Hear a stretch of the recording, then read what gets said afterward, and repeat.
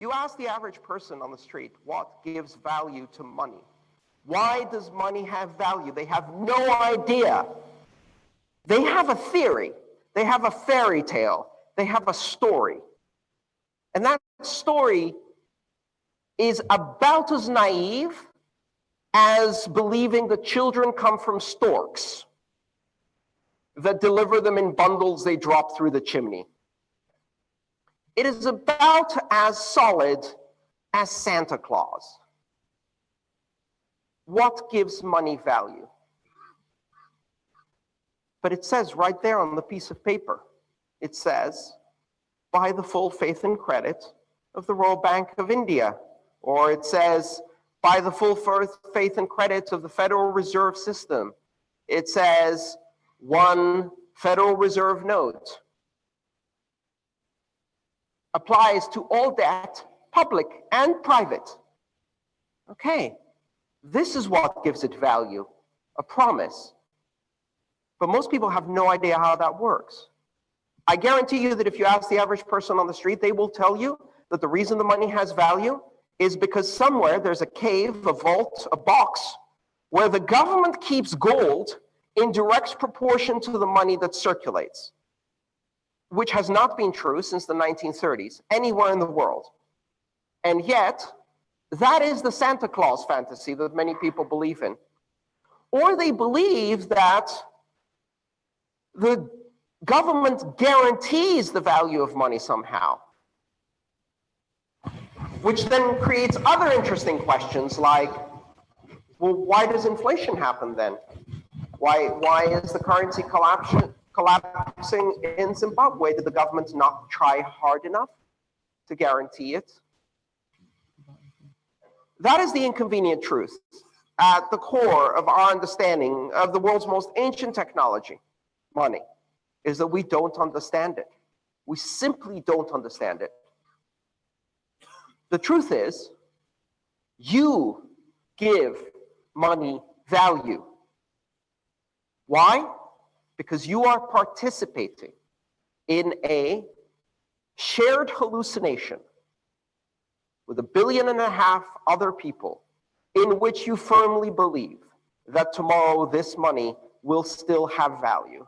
That if you go to the store and present one of these colored pieces of paper, someone will give you eggs, chicken, spices, water, sugar, salt, housing, healthcare, something for this colored piece of paper.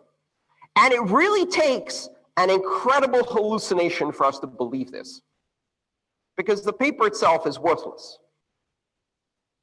It's pretty, but it's not pretty at that level. Nobody gives you products and services because of how pretty it is, right? That shared hallucination took hundreds of years to be established. And it started at some point in the late 15th century with the introduction of paper money, gold certificates, IOUs, certificates of exchange, bearer notes, etc. Pieces of paper that could be exchanged in promise for something else. And then, in the most amazing magical trick our societies have ever seen, they switch the cups around. And you lift the cup, and the ball isn't there. You go, what? This was supposed to be redeemable for an ounce of gold, a pound of silver, something. No, not anymore. It's just a piece of paper. What gives it value is your belief that tomorrow, if you go to the store, you can buy something. And the moment that belief suffers a crack, it shatters. And you have very big problems. I mean, imagine some crazy scenario where the promise, the full faith and credit, one day turns into an announcement that as of 4 hours from now, these two pieces of colored paper have zero value.